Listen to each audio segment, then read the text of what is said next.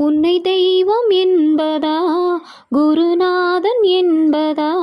என்னை பார்த்து பார்த்து வளர்ப்பதனால் அன்னை என்பதா, உன்னை கடவுள் என்பதா, கருணை வடிவம் என்பதா, உன்னை கடவுள் என்பதா, கருணை வடிவம் என்பதா, ஐயா ஞானதானம் தந்த உன்னை தந்தை என்பதா, உன்னை தெய்வம் என்பதா, குருநாதன் என்பதா, என்னை பார்த்து பார்த்து வளர்ப்பதனால் அன்னை என்பதா,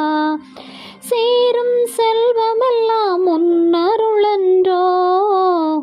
பாடும்